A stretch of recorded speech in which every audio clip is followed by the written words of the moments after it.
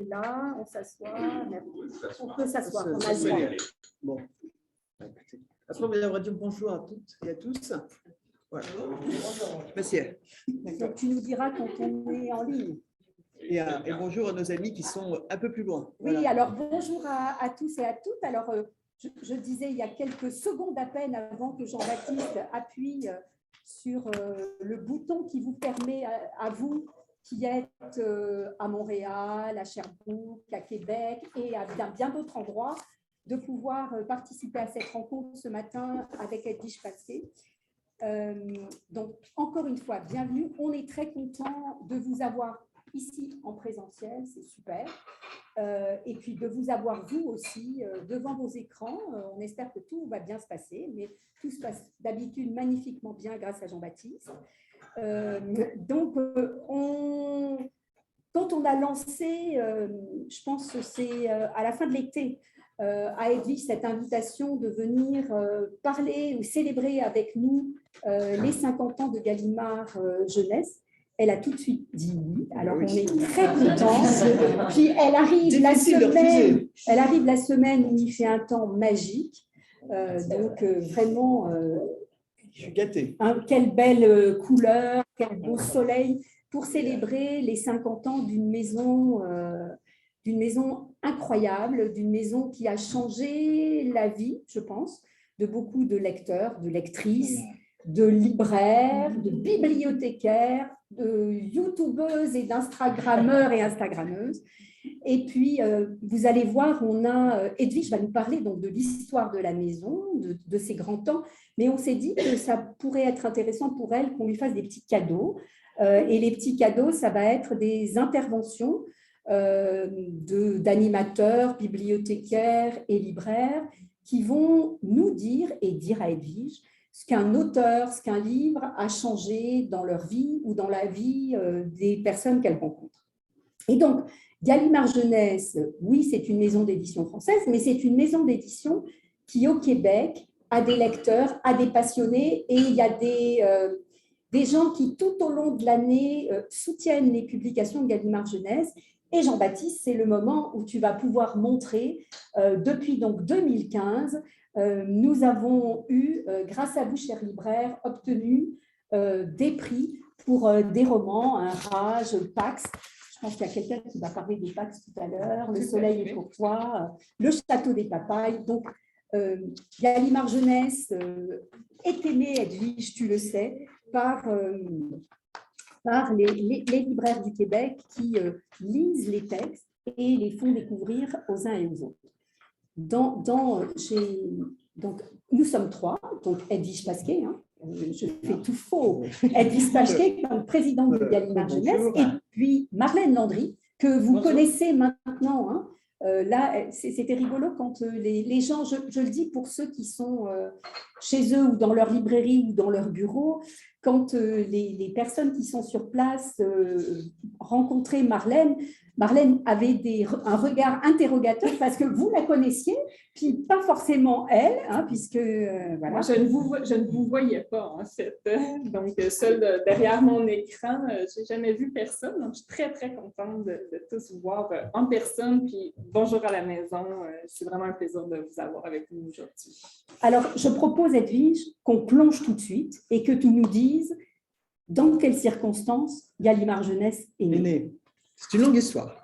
Alors, d'abord, avant de plonger, comme tu dis, je voudrais non seulement dire que je suis gâté par le temps, ça c'est clair, mais je suis très, très gâté d'être ici, très gâté d'être parmi vous. Merci de votre présence, merci de votre écoute. C'est ce qui fait très plaisir, en fait, c'est que nous, notre raison d'éditeur, c'est toutes ces relations que nous pouvons avoir des auteurs aux libraires, jusqu'aux lecteurs, bien sûr, mais vous êtes un maillon indispensable de notre chaîne et vraiment, merci. Voilà, alors je suis d'autant plus gâté que voilà, quand je vois tous ces prix, ça fait vraiment très, très plaisir.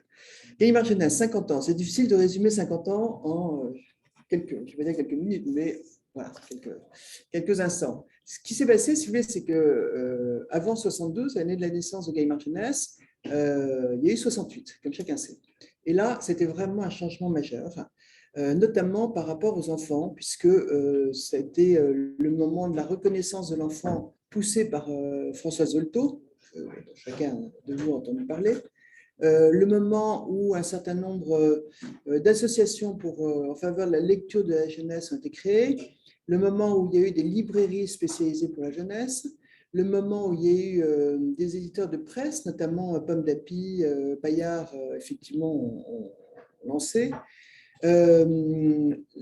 En France, c'était un moment particulier parce que l'arrivée sur le marché du travail a été retardée à l'âge de 16 ans. Donc, il y a eu toute une prise de conscience de l'enfant, de la reconnaissance de l'enfant. Et il y a eu un certain nombre de maisons d'édition qui se sont créées aussi à ce moment-là. Juste aussi, autre chose d'important, vous avez probablement entendu parler des Beaux-Arts à Strasbourg, l'école d'illustration créée par Claude Lapointe, puisqu'il a vraiment donné naissance à des illustrateurs dans le monde entier. Là aussi, pareil, 72. Tout ça, ce sont les mêmes années. Donc, 72, Claude Gallimard, chez Gallimard, qui était dirigé à l'époque par Gaston, toujours par Gaston Gallimard, mais c'était son fils surtout qui était très manette complètement, Claude, n'était pas tout à fait insensible à cette évolution pour la jeunesse. Et il y avait déjà eu des livres pour enfants chez Gallimard, même depuis assez longtemps, puisqu'en 1919, il y avait eu Macao et Cosmage, qui avait été un livre qui avait beaucoup marqué, mais qui date de 1919. Après, vous savez, vous avez eu Les Contes du Chat Perché, vous avez eu Le Petit Prince, vous avez eu Bosco, vous avez eu... Donc, il y avait un certain nombre de livres pour la jeunesse. Il y avait eu une collection, mais il n'y avait jamais eu réellement d'entité, ou de département, ou de département, je dirais, en jeunesse. Donc, deux éditeurs, Fou d'édition, Fou littérature, un peu fou, tout simplement. J'irai peut-être jusque-là, mais en tout cas des éditeurs de grand talent, qui voulaient faire de l'édition pour la jeunesse, ont rencontré Claude Gallimard. Vous avez commencé par rencontrer Massin, qui était le directeur artistique de Gallimard à l'époque. Et Massin a été sensible à cette rencontre. On a parlé à Claude Gallimard, qui a décidé avec avec Christian, son fils, justement de les intégrer chez Gallimard à 1er avril. Donc ça commençait bien. Voilà, c'était né sous le signe de l'humour et de beaucoup de choses, 1er avril. Et là, vous avez un projet qui reposait sur deux pieds. La première chose était de faire aimer la littérature aux jeunes, et quelle mine que le fonds Gallimard pour pouvoir effectivement transmettre de grands auteurs aux jeunes. Ces grands auteurs, en faisant des éditions très soignées, notamment avec des jaquettes illustrées par les plus grands illustrateurs de l'époque, et ça a été la première collection qui a été Mille Soleils. Voilà, qui en a marqué plus d'un. Et là, parmi les premiers titres, vous avez eu Bosco, Kessel, Hemingway, bon, évidemment, Marcel Aimé, mais vous avez eu tous les grands auteurs du catalogue de la maison qui sont passés dans cette collection. Et puis, ils avaient un autre grand projet qui était de développer une encyclopédie familiale dans le domaine du documentaire pour faciliter le savoir auprès des jeunes. Voilà, c'était un peu leur cahier des charges quand ils sont arrivés. Alors Marlène, vas-y. Justement, oui. dans cette double mission, en fait, quelles étaient les valeurs et quelles sont encore les valeurs qui sous-tendent aujourd'hui alors, il y en a beaucoup, mais je dirais surtout que nous avons un engagement qui est effectivement... nous partageons le même, tout va bien. On a un petit déroulé. Qui est, on l'évoquait tout à l'heure, je crois, avec quelques-uns, la lecture est vraiment un plaisir et un divertissement. C'est ça qui est très important. C'est une ouverture vers l'imaginaire, vers le rêve, la poésie, l'aventure, l'humour, la découverte du monde, la construction et la réalisation de soi. Nous voulions vraiment donner l'appétit et le plaisir, c'est ça qui est très important, de la lecture aux jeunes et je dirais à un public assez large. Alors ça, c'est une première valeur du livre. La deuxième, c'est aussi que l'enfant a une soif de connaissance et que c'est de notre responsabilité de leur donner des livres qui leur permettent de découvrir le monde et d'amplifier leur savoir. Et enfin, Moi, je dis toujours que le droit au livre et à la lecture a dû faire partie du droit des enfants. Parce que quand l'enfant, dès son plus jeune âge, écoute des contes ou lui lit des histoires, il se familiarise avec un vocabulaire et l'apprentissage des mots, la compréhension de la langue. Et ça, c'est absolument indispensable si on veut qu'adulte il puisse s'exprimer. C'est le seul moyen d'éviter la violence que nous rencontrons aujourd'hui. Donc, c'est dès le plus jeune âge, les enfants se familiarisent avec cette lecture. Voilà. Donc ça, nous avons véritablement un engagement. Et le principal engagement se résume en disant de provoquer la rencontre de l'enfant et du livre. Voilà, tout à fait. Puis dans cette rencontre, aujourd'hui, en 2002, comment se situe Gallimard 2012, pardon. Je dis 2022. 2022, mon Dieu, c'est tout perdu. Marlène, Moi, je suis pas bien dans les années. Là. Donc, Tout passe très vite. en 2022, comment se situe Gallimard? Alors, Gallimard Jeunesse, bon, j'allais dire, je pense que la plupart d'entre vous l'ont réalisé. Nous sommes un éditeur généraliste qui s'adresse à tous les âges. Aujourd'hui, des bébés aux adolescents, bien sûr, aux jeunes adultes, je dirais même plus aux adultes, pour certains qui ont gardé leur âme d'enfant. Ça nous arrive très souvent de voir des adultes qui lisent nos livres. Donc, notre public est très large et nous l'abordons avec dans tous les domaines, que ce soit l'éveil, les albums, la littérature, bien entendu, les documentaires, la musique, on a l'occasion de revenir dessus, la bande dessinée. Donc, nous avons un catalogue, un éventail qui est très, très riche. Nous publions environ maintenant 400 titres par an. Alors, vous me direz 400 titres, c'est beaucoup, mais quand on regarde tous les secteurs dans lesquels nous sommes, 400 titres, finalement, c'est vite calculé. D'autant plus que nous avons baissé énormément notre production ces dernières années, volontairement, pour deux raisons. Parce qu'en 2018, par exemple, nous avons publié 550 titres. Donc, c'était effectivement un nombre beaucoup plus important. Mais nous pouvons le partager avec vous. C'est qu'aujourd'hui, il y a une production qui est très, très importante. On ne peut pas dire, sans porter de jugement, trop importante, pas trop importante, mais disons qu'il y a une production qui est très importante et que nous n'avons pas voulu jouer dans cette tendance et dire au contraire, calmons le jeu, baissons notre production et surtout, nous voulons mieux travailler chacun des ouvrages parce que quand nous publions un ouvrage, quel est l'objectif aussi? C'est de mettre en valeur l'œuvre de l'auteur et de mettre en valeur le travail de l'auteur. Donc, depuis le pré-presse chez nous, dans les équipes, où effectivement, qu'elles puissent avoir plus de temps pour aller plus au fond des choses, ça a toujours été le cas, si vous voulez, mais ce que je réalise aujourd'hui, c'est que chaque ouvrage est beaucoup plus complexe à faire. Pour une raison ou pour une autre, les situations sont plus complexes. Donc, plus de temps en amont auprès des éditeurs, sur toute la chaîne du livre, que ce soit la fabrication qui prend beaucoup de temps, vraiment sur toute la chaîne du livre, jusqu'à vous, libraires, les représentants, qu'ils aient plus de temps, et les libraires qui aient plus de temps. Voilà. Donc ça a été un de nos grands objectifs. Aujourd'hui, nous en sommes à 406. Ce qui est très, très difficile parce que nous recevons entre 6 et 8 000 manuscrits par an. Tout est regardé, lu, examiné. Nous avons une équipe de lecteurs qui se consacrent à ça. Et donc… beaucoup de déceptions, sûrement. Alors, bien sûr. Ben, ça, c'est toujours difficile de sélectionner parce que c'est vraiment dans l'âme, dans certains cas, qu'il y avait des titres que nous aimons beaucoup et qu'il ne faut pas prendre. Mais c'est la vie. Voilà.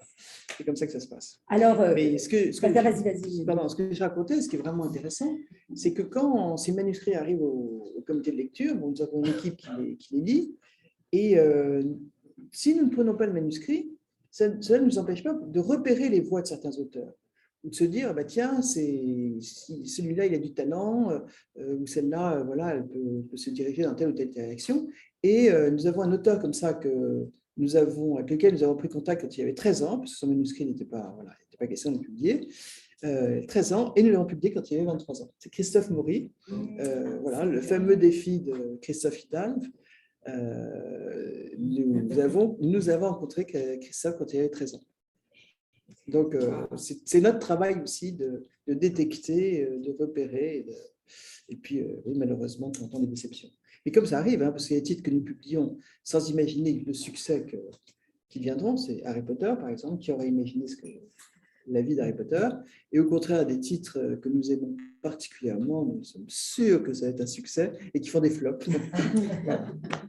Pour une raison ou pour une autre, nous n'avons toujours pas compris, nous avons du mal à pousser en tout cas. Alors les flops, il n'y a jamais toujours de grands flops, mais il y a des petits flops, oui.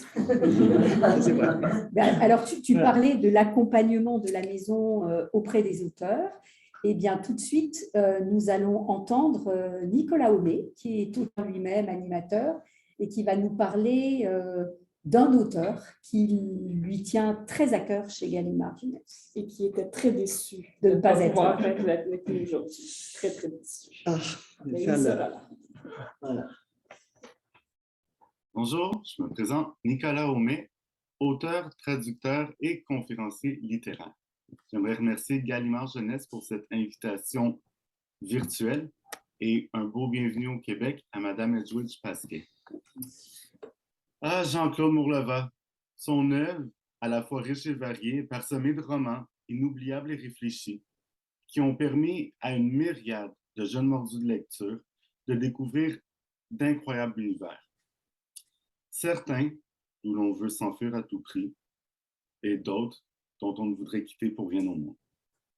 Je voyage dans le monde de la littérature jeunesse depuis plus de 17 ans maintenant, et depuis tant d'années, j'ai eu le privilège d'introduire l'œuvre de Jean-Claude Mourleva à plusieurs enseignants et bibliothécaires qui sont tous tombés en amour avec l'intensité de sa prose et de ses personnages au passé complexe, attachants et qui savent rejoindre les lecteurs. Jean-Claude Mourleva a sans doute inspiré ma propre démarche créative et je n'oublierai jamais, mais jamais, ma cavale complètement déjantée avec ce cher Cornodic, ni l'atmosphère sibérienne et les frissons en suivant Hélène, Milos et les autres à travers leur quête de liberté. Merci Jean-Claude pour les méga doses d'inspiration, les belles aventures et merci à Gallimard Jeunesse pour tous ces beaux voyages complètement livresques. Merci. Merci à vous surtout. Merci bien. Et donc, deuxième intervention pour Bonjour. parler d'auteur. Ça va Jean-Baptiste? Oui. Deuxième intervention pour parler d'auteur, Marie Barguidjian, que beaucoup connaissent, qui est animatrice, qui est autrice aussi maintenant. Alors Marie, je vais te céder ma chaise. Ouais, c'est un petit peu plus long que prévu. Ça m'étonne. Bon, il y a beaucoup à dire sur… Mais oui, d'ailleurs. Mais avant tout, je voudrais aussi te remercier d'avoir soutenu le manifeste. On a tous besoin d'histoire parce que Gallimard, tu as été une actrice de l'autre côté de l'Atlantique. Vous m'avez fait une place dans le site pour les parents. Et c'est vraiment très apprécié. Naturel, parce que ce que tu évoques lui tient à cœur aussi. Ça rejoint les principes que tu as. Tout à fait. Alors oui, j'ai eu l'immense plaisir de défendre ce fonds. J'avais d'ailleurs, pour les 40 ans, on avait fait un truc fou. On avait organisé un concert avec Paul Duboucher. On voulait valoriser la collection musique. C'était incroyable. C'est une collection phare d'une qualité tout à fait formidable, et puis il n'y a pas de comparaison. Novatrice, absolument. Et évidemment, j'ai eu la chance de rencontrer les Pèves, Bénédicte Pelletier, plein de monde. Et Timothée de Fombelle, d'ailleurs, parce qu'on parle de souvenirs, qui venait de publier le premier Toby et qui était en train d'essayer de finir le deuxième entre deux séances du Salon du Livre de Montréal. Il remontait dans sa chambre, il redescendait. C'était vraiment de temps en temps, nous ne donnons pas le choix aux auteurs, on attend le manuscrit. Mais le premier auteur dont tu parlais, c'est Michael Morpurgo. Alors, ce n'est pas de lui dont j'ai parlé, mais tu vas comprendre évidemment le lien.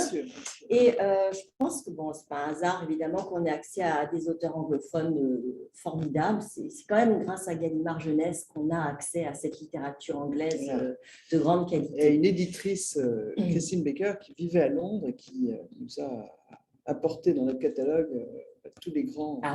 Tous les grands.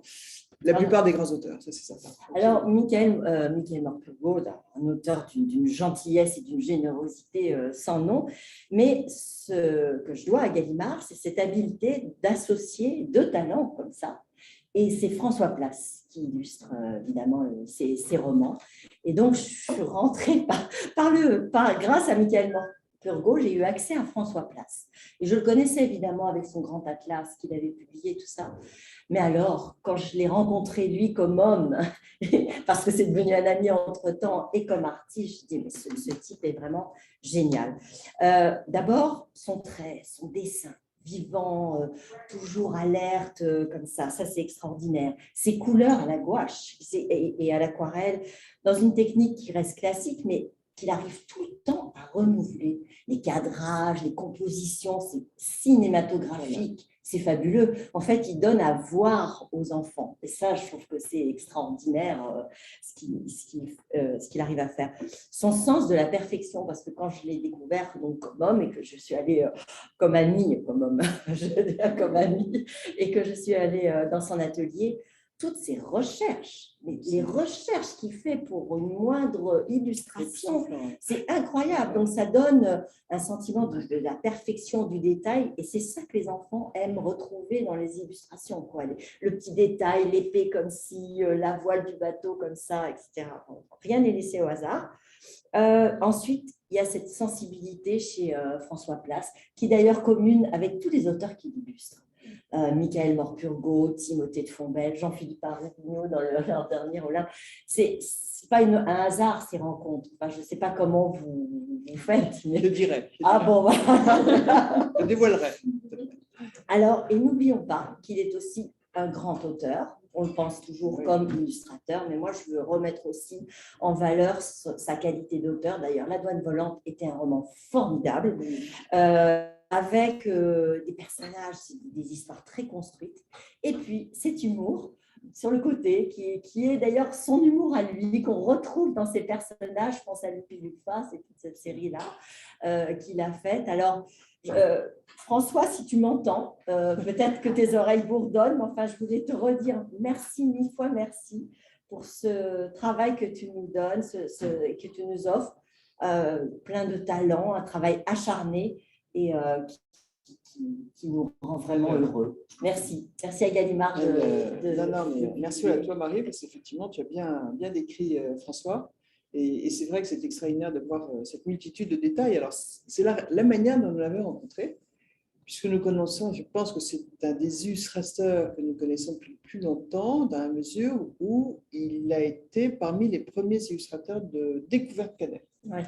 Donc, dans les années 80. Voilà. Ce qui s'est passé, c'est qu'il a envoyé une lettre et l'enveloppe était complètement illustrée de bateaux. Quand on venait voir sur place, on peut imaginer les bateaux. Et il s'avérait que Pierre Marchand, le grand créateur avec Jean-Olivier, que Pierre Marchand était un fou de voile. Et que quand il a vu ces bateaux, il était époustouflé. Il a dit « Je vais le voir demain matin ». Voilà. Et il était demain après-midi, il travaillait. C'est super. Lendemain après-midi, il travaillait pour la collection des Découverte Cadet. Et parmi les premiers titres, c'était le livre des Grands Voiliers. Puis il a fait un livre sur les termes. Il a fait beaucoup de choses. Dans la collection des Découverte Cadet, il y a toujours cette recherche des illustrations extraordinaires. Quel talent. Oui. Quel talent. Et ça, c'était aussi le talent de Pierre Marchand de reconnaître le talent chez les autres. Et de le reconnaître et de faire grandir toutes ces générations à l'époque de jeunes illustrateurs, toujours jeunes aujourd'hui, bien sûr, mais voilà. Bon, revenons au présent, à l'histoire.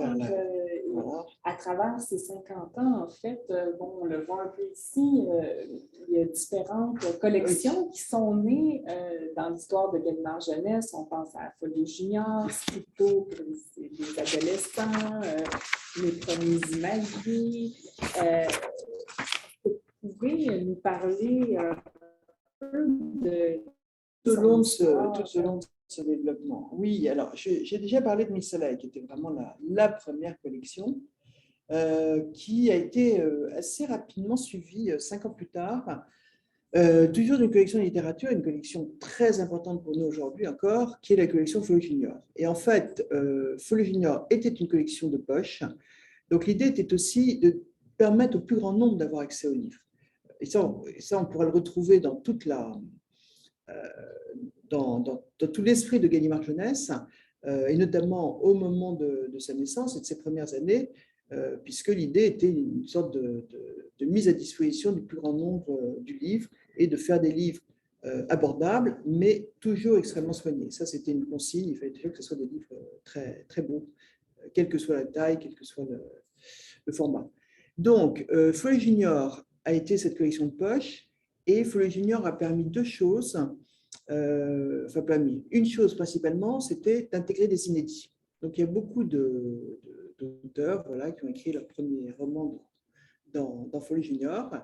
Maintenant, c'est plus difficile d'avoir des inédits dans une collection de poche, mais à l'époque, ça nous paraissait totalement naturel. Et effectivement, ça a donné le fond de Follet Junior que nous connaissons tous, avec un fond qui est pratiquement une bibliothèque de référence, je dirais, sans vouloir être trop présomptueuse, voilà. Mais bibliothèque de référence. Et ce fond, alors nous continuons à avoir beaucoup de seconde vie d'auteur, d'ouvrage, puisque le premier vie est au grand format aujourd'hui et la deuxième vie au format de poche. Follet Junior, beaucoup d'inédits aussi, en même temps que de textes classiques et de références, et puis beaucoup de textes justement ouverts vers le monde anglo-saxon. Et pour mémoire, pour certains qui s'en souviennent, pour la petite histoire, pour d'autres, je pense que c'est plutôt la majorité, c'est que Harry Potter a été publié d'abord en poche, dans Follet Junior, avant d'être publié. Le grand format n'existait pas à l'époque. Je reviendrai sur cette étape. Voilà. Donc, première publication en Follet Junior. Ça, c'était Follet Junior. Et après, donc une déclinaison des livres de poche avec Folio Cadet et Folio Benjamin. Dans Folio Benjamin, vous retrouvez La belle histoire du prince de l'eau tordue, Pef, qui était vraiment un des auteurs qui s'est certainement le plus engagé pour la littérature de jeunesse. J'ai toujours connu Pef toute sa vie, battant les préaux des écoles pour aller rencontrer les enfants et se donne, et il continue à le faire encore un petit peu moins maintenant, mais il a plus de 80 ans et il est totalement dédié à la littérature de jeunesse. Donc, La belle histoire est vraiment un personnage qui est apprécié par tous les enfants, à quelques générations que ce soit. Et c'est assez émouvant de temps en temps d'ailleurs d'entendre Pef qui dit « mais j'ai rencontré un auteur qui me dit que 20 ans plus tôt, et à ce moment-là, à quel point La belle histoire a pu changer sa vie ». Voilà, il y a toujours des histoires très émouvantes à raconter. Donc, après La belle histoire, ces années 80 ont été aussi effectivement le démarrage des collections documentaires. Et là, c'est ce que j'évoquais tout à l'heure, des collections qui puissent être mises à la portée de tous. Donc, le début a été des collections au petit format, mais une des originalités de ces collections documentaires à cette époque-là, c'était que l'illustration avait valeur d'information aussi, servait à informer. Ça n'était pas forcément uniquement un accompagnement du texte, l'illustration en elle-même devait informer, à tel point que donc la première collection était Découverte Cadet, toujours influencée par la littérature, parce que Découverte Cadet faisait aussi beaucoup de poésie dans Découverte Cadet, Découverte Benjamin, et puis Découverte ont continué, il y a eu Découverte Gallimard, donc là, la mise à disposition du plus grand nombre d'informations. Découverte Gallimard a commencé que notre volonté était de le faire pour la jeunesse, mais c'est avéré que c'était une collection en réalité pour les adultes, avec les plus grands spécialistes de chacun des sujets traités, parce que le premier Découverte Gallimard, par exemple, la recherche de l'Égypte oubliée, qui était fait par Verkutten, on va dire ça, était le grand égyptologue à l'époque, voilà. Et toujours des gens qui étaient très gentils, c'était assez extraordinaire, parce que quand ils venaient, ils arrivaient avec leur savoir et leur expérience d'adultes spécialistes d'un sujet. Donc, quand ils écrivaient les textes, il fallait qu'ils soient moulinés, remoulinés pour qu'ils puissent être mis vraiment à la disposition de tous. Ça passait par un tamis Gallimard très important.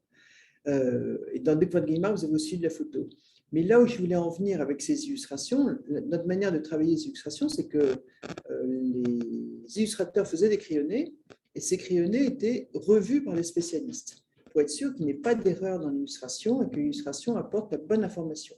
Et après, elle repassait entre les mains des illustrateurs qui passaient à la réalisation véritablement de l'illustration. Donc, rôle de l'illustration très important. Et puis, de l'illustration, évolution vers la photo aussi. Et là, nous n'avions pas savoir-faire de la photo.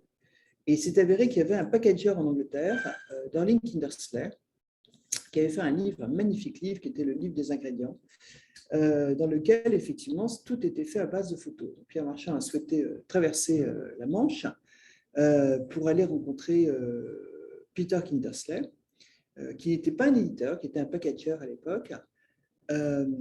Aucun des deux ne parlait la langue de l'autre, donc c'était un peu un dialogue de sourds, mais néanmoins intéressant. Et l'idée que Pierre avait, il était très impressionné, il avait toujours été dans son enfance influencé par le catalogue de la Manufacture de Saint-Étienne, dans lequel vous avez des éclatés, vous avez toutes ces illustrations un peu encyclopédiques, puis en amont l'encyclopédie d'Ido d'Alembert, mais toutes ces illustrations très, très parlantes.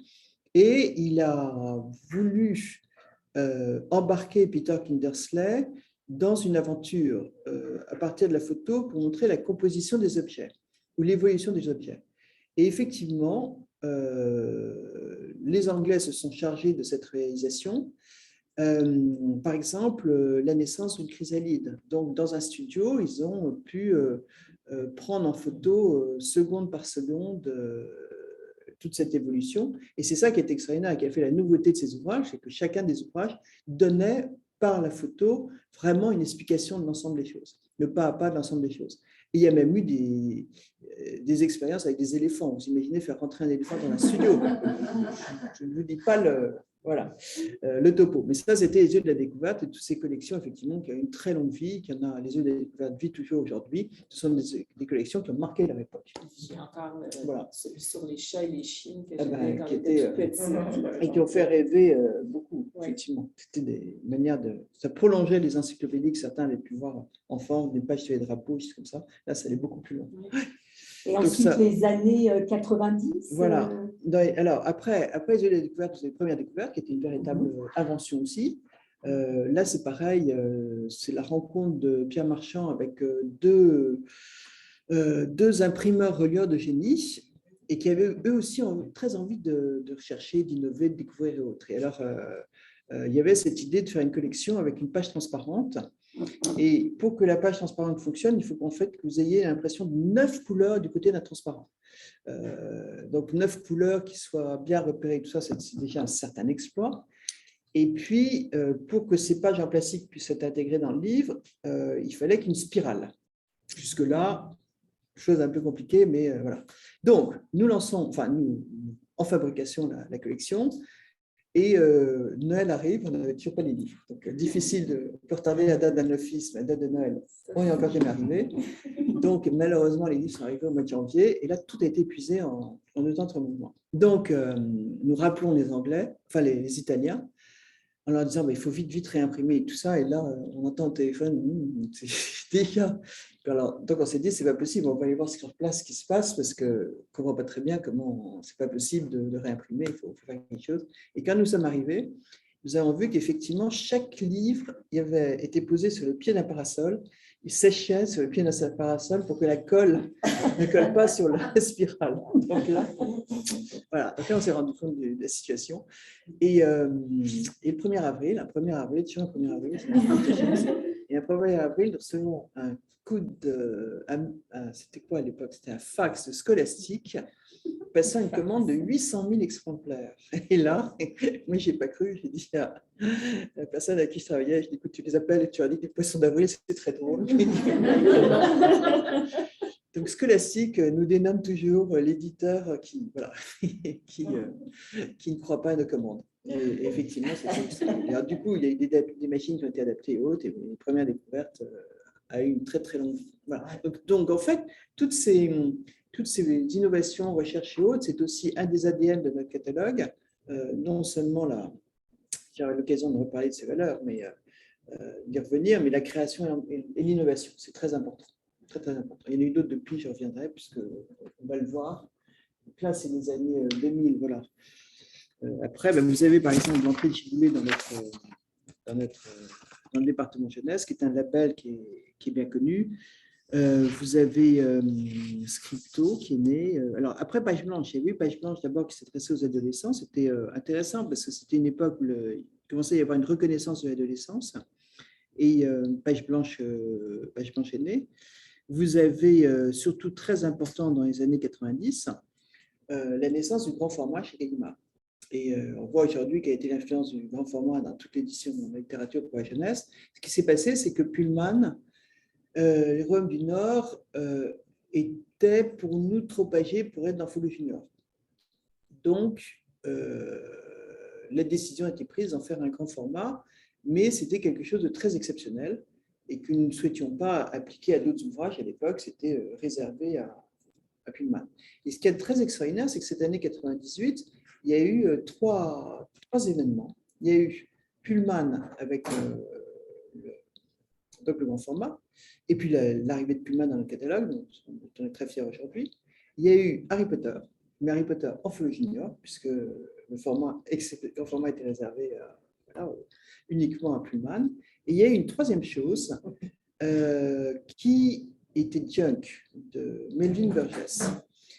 Et Junk, ce que je trouve très intéressant dans cette année-là, c'est que ça montre exactement l'influence de l'évolution de la société sur la littérature de jeunesse. Et réciproquement, sans être trop présomptueux, nous pouvons imaginer avoir de temps en temps un petit peu une influence aussi sur cette, avec cette littérature de jeunesse sur je ne vais pas dire la société, mais des jeunes. Alors, parce que quand on voit Harry Potter, par exemple, Harry Potter, qui est bien connu, a fait lire très plus grand nombre, mais ce qu'on ne sait pas toujours, c'est qu'Harry Potter a beaucoup fait écrire et qu'il y a eu énormément de développement de fanfiction à l'époque, et puis il y a eu toute une génération de jeunes auteurs qui ont été influencés par et Harry Potter et Pullman, et pour n'en citer que quelques-uns, Timothée de Fombelle, Christelle Dabos, Eric Lhomme le premier, puisqu'il est arrivé en disant, voilà, et Eric Lhomme, du coup, a été le premier auteur français. Et Eric Lhomme était venu avec un livre, il était venu rencontrer Jean-Philippe Arovino, que vous devez connaître, qui avait lui-même écrit des livres sur le Grand Nord, mais pour adultes. Et Eric Lhomme rentrait d'un voyage en Afghanistan et était venu sur un ouvrage sur l'homme sauvage, puisqu'il était parti 2 ans en Afghanistan chercher l'homme sauvage. Autrement dit, appelé le Yeti. Ça, on l'a retrouvé dans un autre ouvrage de sa vie, c'est le personnage extraordinaire d'Eric Lhomme. Et donc, il était venu avec ce manuscrit, et on lui a dit non, on est désolé, voilà, c'est pas d'actualité, on ne va pas pouvoir vous publier, mais lisez Pullman, lisez Harry Potter, voilà, lisez ce que nous publions actuellement. Et il est revenu avec Livre des étoiles. Et c'est comme ça qu'on s'est dit, après tout, le grand format ne sera pas réservé qu'à certains, et il a été publié en grand format. Et quand est-ce que, Edwige, Harry Potter est arrivé en grand format? Alors, au quatrième. Oui. Au quatrième, dans les années 2000. À ce moment-là, parce que Harry Potter, qui était un phénomène de cours d'école, les 3 premiers ont été publiés assez vite, donc toujours en Folio Junior. Et puis le quatrième, ça a commencé à exploser. Et là, nous nous sommes dit, il y a une logique. Il y a une logique qui puisse être publiée en grand format. Mais ça n'a pas toujours été apprécié au début. C'était, les libraires, notamment, n'étaient pas contents en disant qu'effectivement, c'était des ouvrages qui devenaient trop chers pour les jeunes. Et alors, je ne dis pas tous, mais c'était intéressant parce qu'on a eu beaucoup de discussions. Et puis, je me souviens, Harry Potter n'a pas été accepté au Salon de Montreuil. Et là, moi, j'ai eu des tas de discussions avec Henriette Zoukoubi, qui à l'époque dirigeait Montreuil. On a même été invités à la radio ensemble, RTL, et l'émission à 7h du soir. Donc, je me dis, il faut la préparer. Parce qu'elle considérait que c'était du marketing, que ça n'était pas de littérature. Et nous battions pour dire que si, c'était un auteur et que ce n'était pas du tout du marketing. Voilà. Et donc à 7h02, quand l'émission commence, découvre la salle, puisqu'il y a des invités. Et là, il y avait 2 ou 3 classes qui ont fait une ovation à Harry Potter. Et donc, Henriette Zoukoubi s'est retrouvée un peu décontenancée. Et moi, j'étais très calme parce que du coup, je n'avais plus grand-chose à dire. Voilà, c'était très bien. Mais c'est juste pour dire que Harry Potter, au début, n'était pas quelque chose d'évident. Alors, on pourrait peut-être passer aux années 2010. Oui, parce que je m'attarde. Non, mais on est là pour ça. Donc, entre-temps, vous avez eu la naissance de la BD, qui chez nous est un département très important. Pareil, une découverte, la première publication, puisque c'était Marguerite Aboué et Clément Ouboury avec Aya, et Clément Ouboury n'avait jamais fait de bande dessinée. C'était un illustrateur de couverture de livres pour enfants. Voilà. Et le projet nous a suivi. Nous sommes partis sur Aya. Et grande nouvelle, ils ont sorti un 7e Aya cette année. Donc ça, c'était pour notre plus grand plaisir. Et devant le succès du 7e Aya, ils ont décidé d'en faire un 8e l'année prochaine. Très contents. Voilà. Aya. Et puis, autre événement important pendant ces années, ça a été les petits imagiers sonores. Où là, Encore la technologie, là. Absolument. Hein, le travail sur, absolument. sur Tout ces à fait. fameuses puces. Exactement. Dans la mesure où Paul Diboucher, qui dirige le département musique, nous avait toujours, nous étions convaincus que la musique est le première attention finalement des enfants. Ces enfants ne lisent qu'à partir de 5-6 ans, 6 ans, mettons. Avant, pendant toute une époque, ils sont très sensibles aux illustrations. Et avant, c'est le son, c'est l'audio, c'est la voix de leurs parents, c'est la voix de... Et alors, nous avons lancé les petits imagiers sonores. Après toute une recherche, fabrication, la première livraison d'ailleurs était totalement pilonnée, est arrivée totalement pilonnée, ça ne marchait pas, c'était une catastrophe. La deuxième, c'était mieux. Parce que là, on est obligé de fabriquer en Chine, malheureusement, enfin, je ne vais pas dire malheureusement, mais parce que c'est la Chine qui vous a développé à faire ce projet. Mais c'est vrai que les puces, encore aujourd'hui, ne se trouvent qu'en Chine. Et ça, c'est une obligation que nous avons. Nous ne pouvons pas. Nous avons essayé d'importer les puces en Europe et de trouver des imprimeurs qui après puissent prendre le relais. Nous n'avons pas trouvé la solution aujourd'hui. C'est une des rares collections que nous faisons et qui est imprimée en Chine. Mais surtout, ce qui est important, c'est que c'est une collection que nous avions destinée aux enfants de 2 ans ou autres, et il s'est avéré, au fur et à mesure des mois, j'allais dire presque des semaines, le succès a été immédiat, mais des mois, que le public a rajeuni. Et c'était un public dès l'âge de 6 mois, bébé qui s'est et grand succès des petits imagiers sonores, grand succès. Comment est-ce qu'on va dire? On peut dire qu'on a été imité. Nous allons dire que dans ces cas-là, c'est un hommage. C'est élégamment dit. Voilà. Si je peux me permettre, c'était aussi que je trouvais formidable dans ces premiers imagiers, tel que Paul l'explique, c'est que le geste musical, c'était pour produire un son, il faut faire un geste. Bon, à part quand on chante. Et donc, elle invitait les enfants, elle invite les enfants à produire un geste pour produire un son. Et d'ailleurs, ils aiment ce geste. De cette démarche. Et puis, pour aller plus loin, à observer. Oui. Parce que ça voulait dire trouver la puce, regarder les illustrations. Voilà. Les premières sensibilisations des enfants. Oui, les premières sensibilisations des enfants. Tout à fait. Exactement. Et alors, depuis, parmi les innovations actuelles, l'audio, donc il y a eu ces petits images sonores, il y avait, mais ça c'était une longue tradition chez Gallimard de faire des histoires, d'enregistrer toutes nos histoires. Et maintenant, avec l'audio numérique, on connaît le développement que l'audio numérique a, notamment avec les boîtes à histoire, avec un certain nombre de choses. Actuellement, ça fait partie de notre développement. Elle continue à être en développement, mais l'audio numérique a pris une part très importante, de plus en plus importante. Alors, on pourrait peut-être maintenant, Edwige, parler de ce que c'est, quels sont les grands enjeux pour aujourd'hui chez Gallimard Jeunesse. Donc, il y a eu la magnifique, parce que quand même, c'est des enjeux autour du féminisme, autour de l'écologie. Et puis, Gallimard Jeunesse y est. Avec il y a eu l'arrivée de la superbe collection BAM aussi quand même. Bien sûr, tout à fait. Alors, moi, je crois que parmi notre responsabilité d'éditeur, il y a 2 choses. Nous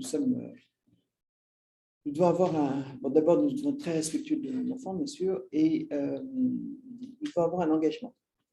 Et cet engagement aujourd'hui nous amène à publier pas mal d'albums documentaires, ou même d'ouvrages, mais ça recouvre aussi bien la littérature que le documentaire, qui abordent les sujets de la société.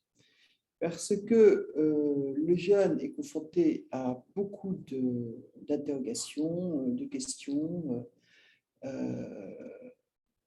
la woke culture, la cancel culture, personne n'y échappe.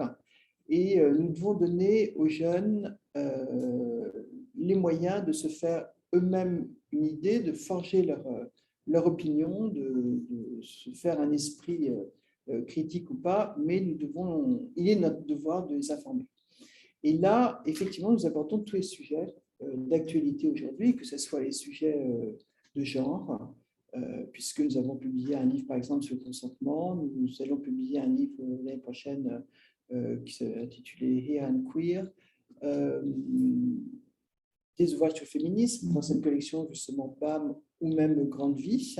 BAM, il y a un titre sur les femmes. Dans les grandes vies, il y a les vies de gens très engagés dans tous les domaines que ce soit. Alors, bien évidemment, tous les sujets environnementaux, l'écologisme aussi, mais ça doit être aussi quelque chose qui, dans notre démarche, au-delà des sujets qui sont abordés, dans notre démarche Gallimard, nous devons être éco-responsables et tous nos papiers sont vérifiés, toutes nos encres, toute notre production doit être très, très respectueuse de l'environnement.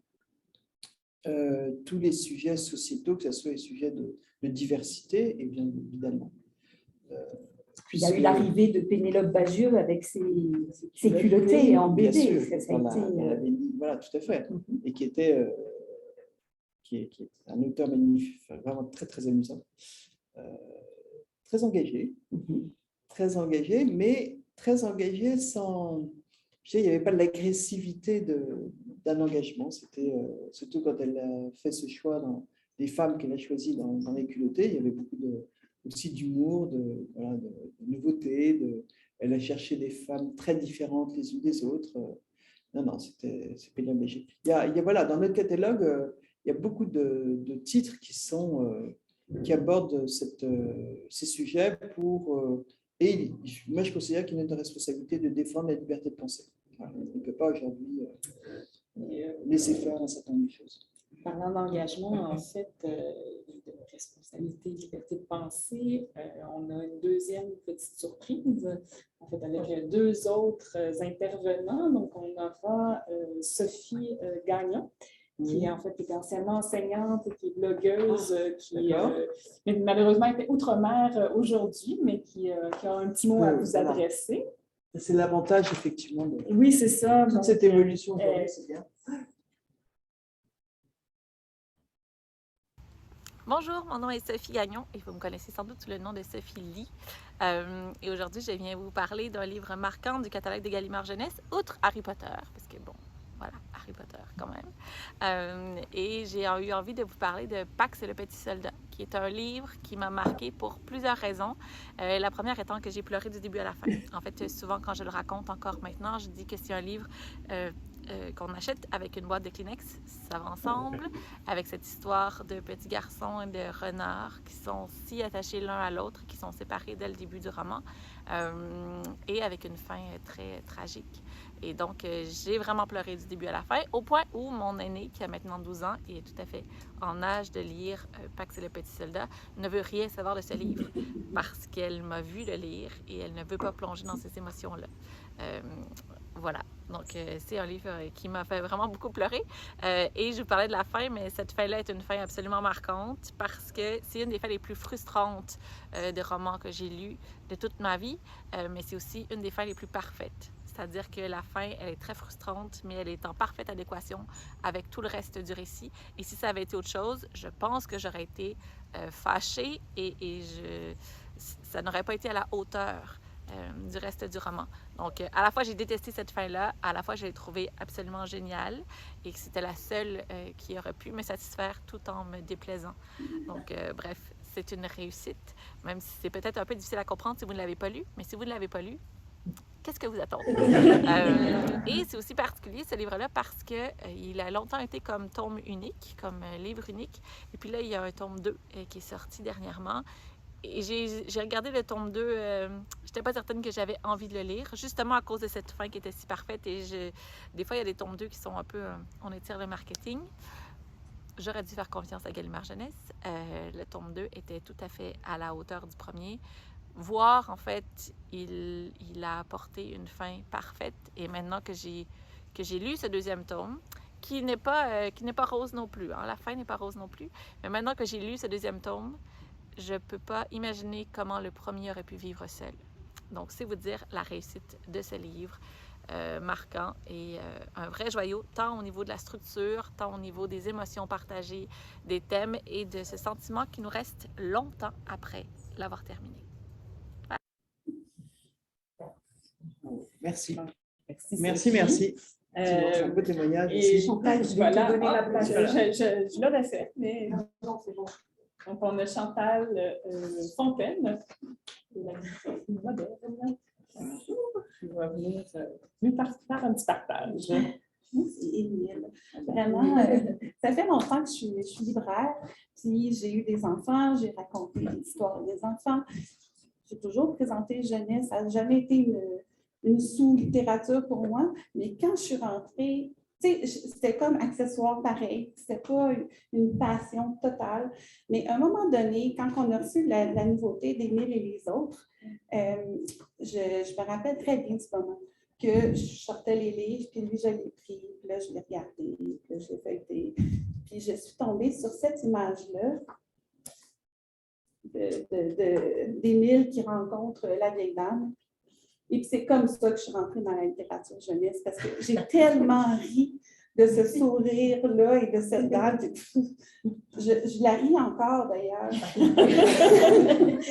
Il faudrait vraiment que j'écrive illustrateur pour avoir un t-shirt. C'est pour les mauvais moments. Tu mets ça, puis ça va mieux dans ta journée. Donc, c'est vraiment Émile qui m'a fait rentrer dans la littérature jeunesse, fait en sorte que je me suis impliquée après et j'en ai bouffé. On dirait qu'Émile m'a permis de me rendre compte qu'on pouvait aller là aussi, dans cette espèce de relation, particulièrement justement les albums avec la vieille dame. Donc, on va au cimetière, on va prendre un thé, on va des copines. C'est tellement drôle. Il y a quelque chose de déjanté là-dedans, son entêtement, son intransigeance, sa logique, bien à lui, permet aux enfants aussi de s'exprimer. Puis bon, j'ai des parents, par contre, qui m'ont dit que le fameux « c'est comme ça et pas autrement » revenait. C'est pas mon problème. Moi, mes enfants étaient déjà grands, donc je n'ai pas pu expérimenter ce côté-là. Donc, Émile, vraiment, c'est un coup de cœur. C'est ce qui a vraiment été la porte pour moi de rentrer en littérature jeunesse. Émile qui fête d'ailleurs son anniversaire cette année, qui fêtera la vieille dame. Oui. Dans l'album de cette année. J'ai vraiment... 10 ans. Oui, c'est ça. Je glisse un mot aussi, je sais pas, j'aime beaucoup les documentaires jeunesse c'est ça. Hein? Voilà. Moi, j'aime beaucoup cet auteur-là, cet illustrateur-là, Win Bailey.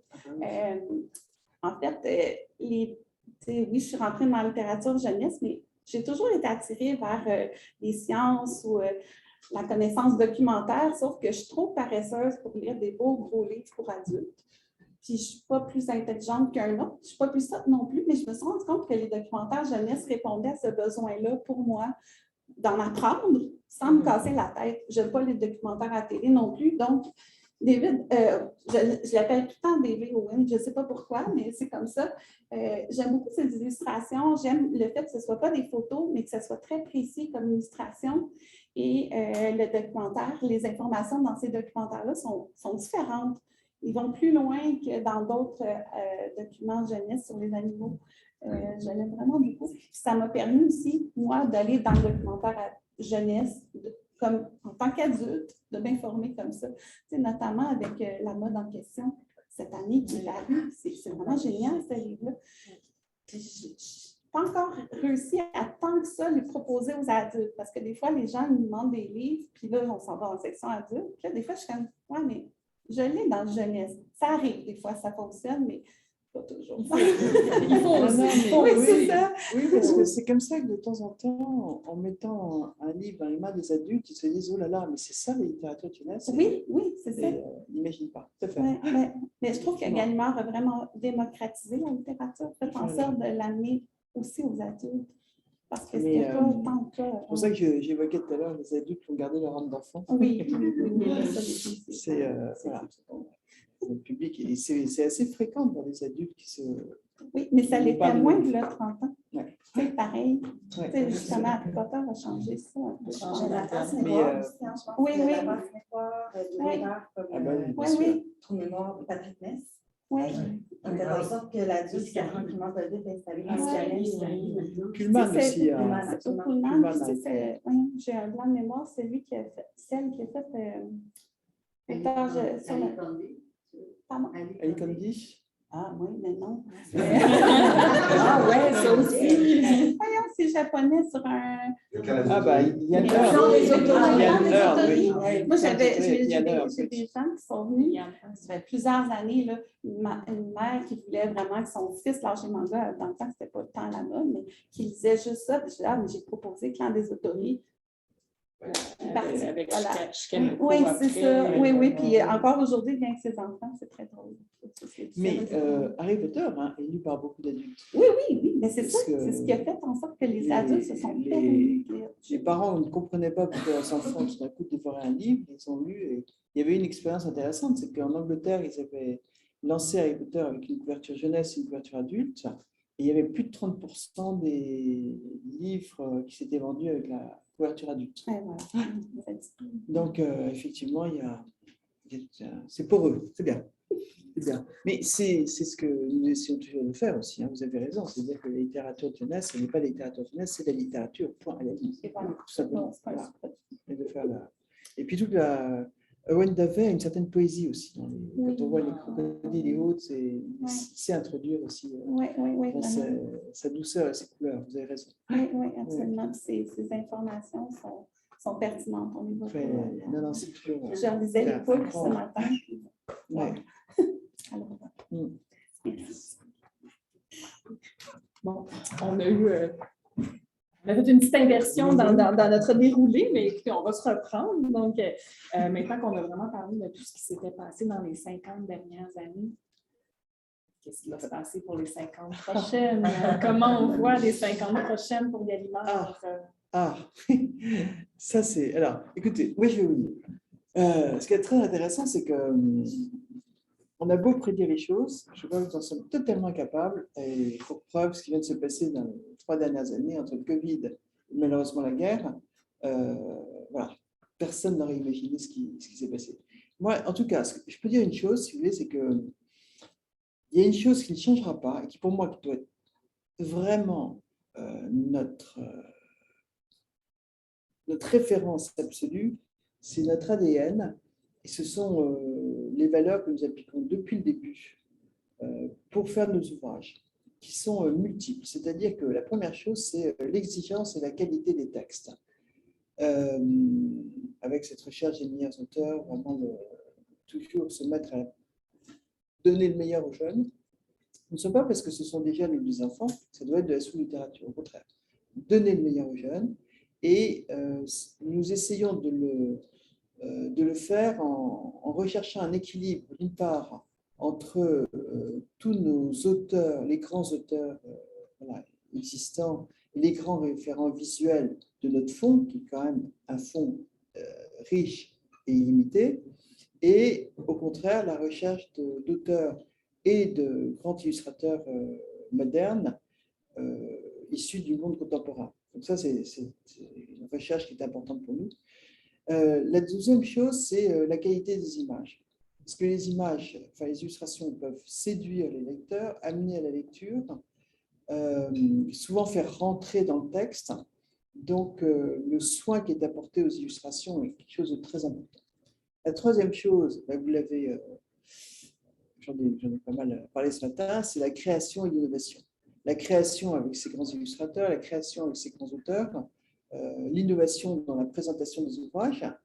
Parce que ce qui est intéressant, oui, bien sûr, c'est cette recherche des premières fois, la première fois qu'il y a une page transparente, la première fois qu'il y a eu des puces dans des livres, la première fois que, mais surtout, aussi, certains sujets qui restent les sujets les plus demandés, comme les dinosaures, les volcans, enfin, des sujets qui restent éternels, c'est dans la manière de les traiter, qui peuvent continuer, qui continuent d'être intéressants. Alors, d'une part, il y a toutes les découvertes qui sont faites, ça, évidemment, mais surtout, sur le plan de l'illustration, il y a l'introduction de l'holographie, il y a beaucoup alors des évolutions des illustrateurs aussi, quand on parlait de Van de Vet, qui aujourd'hui correspond vraiment au goût des jeunes. C'est intéressant de voir la manière dont on traite les choses. Et puis, je rajouterais cette relation avec nos lecteurs, qui est très importante pour nous. Il faut vraiment que ce soit une relation de confiance. Et puis, avec les parents, pour les aider à se repérer, parce que ce soit les parents, les prescripteurs, où là, nous avons un travail à faire ensemble pour les aider à se repérer dans cette protection qui est si importante. Et enfin, valeur qui pour moi, doit aussi être notre relation de tous les jours, que ce soit avec les auteurs ou sur toute la chaîne, tous les acteurs de la chaîne du livre, une relation de confiance avec vous, les libraires, avec les lecteurs, vraiment sur l'ensemble de la chaîne du livre, parce que je trouve que si nous ne sommes pas en confiance, nous n'arrivons pas à travailler. Et on perd trop de temps, il y a trop de discussions, il y a trop de... Donc il faut établir cette relation de confiance privilégiée, c'est ce qu'on cherche toujours à établir. Voilà. Donc ça ne changera pas, c'est clair. Alors après, dans les grandes tendances aujourd'hui, il est clair que nous sommes devenus un éditeur plutôt multimédia, qui est un éditeur multiplateforme, multisupport, multimédia, effectivement, puisque je vous évoquais l'audio, par exemple, nous allons jusqu'à des supports de boîtes à histoire, de supports dans les plateformes. Nos histoires lues vont aller jusque dans les plateformes.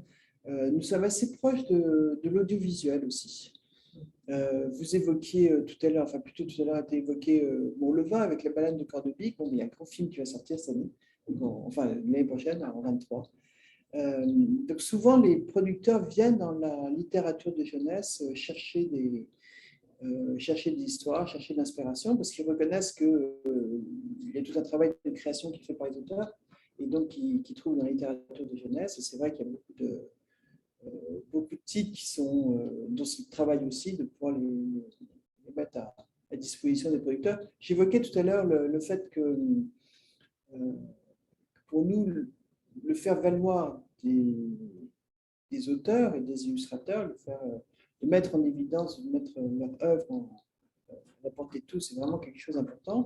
Et dans notre métier d'éditeur, c'est tout autant éditer que promouvoir. Toute la communication dans le sens le plus large qui soit, avec les outils qui ont énormément évolué aujourd'hui, puisqu'on peut le voir aujourd'hui, merci, on peut s'adresser au plus grand nombre. Avec Internet, on peut s'adresser directement au public, ça a changé notre métier d'éditeur. Avant, nous n'étions pas en contact avec nos lecteurs. Aujourd'hui, il suffit de regarder sur Internet les critiques qu'on peut avoir sur une couverture, de temps en temps quand même des critiques positives, ça c'est plutôt bien, mais enfin, voilà, on apprend beaucoup de choses sur Internet. Et puis le fait de pouvoir nous adresser à nos jeunes lecteurs pour les envoyer en librairie, pour annoncer justement le travail, enfin, pour expliquer le travail de l'éditeur.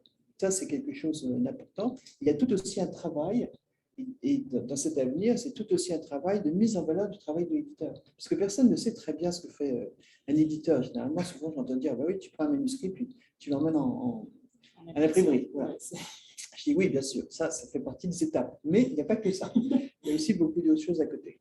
Et les gens oublient que nous prenons un risque. Chaque titre est un risque. J'ai évoqué, ça peut être un succès, ça peut être un flop.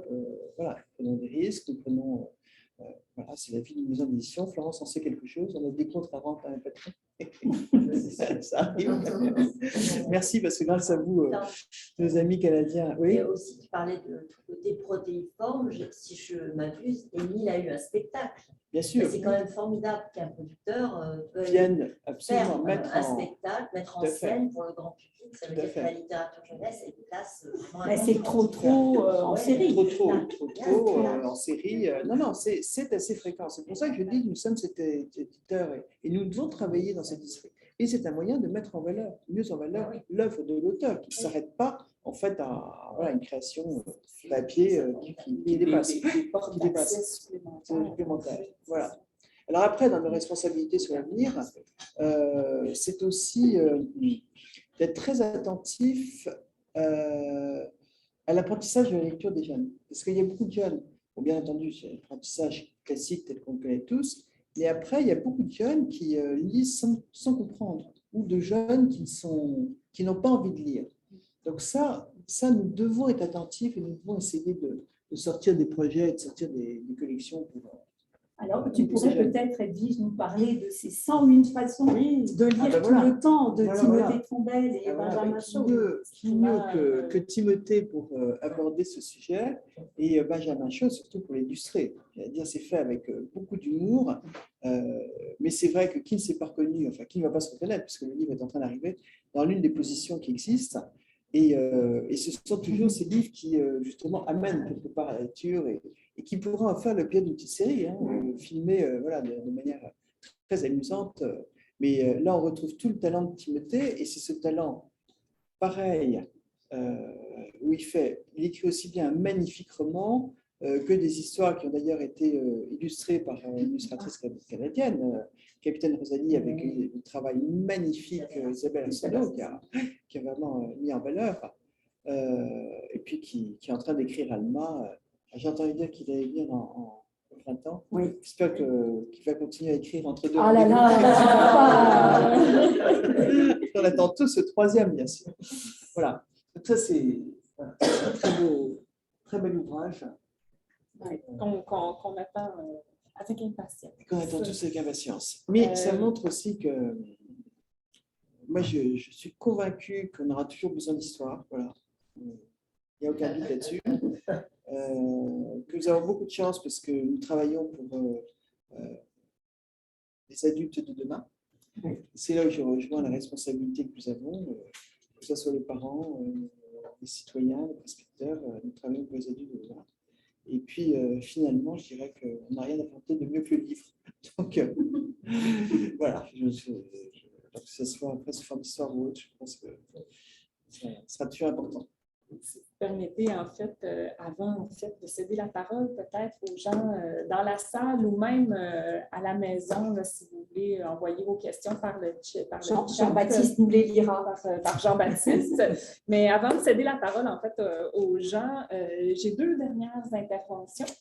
Donc, de libraires ici. Donc, on aura en fait Laurence Letourneau-Pilon qui a ouvert la librairie Le Sentier à Sainte-Adèle. La vraie campagne, Edwige, parce qu'elle dit je vais voir des arbres avec des fleurs. C'est ça, la vraie campagne. Alors, j'ai osé dire que Saint-Jean-sur-Richelieu, c'était la campagne.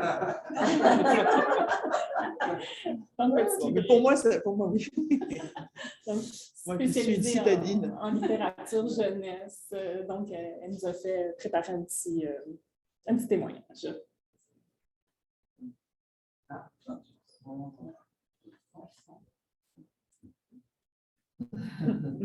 fait trop bien.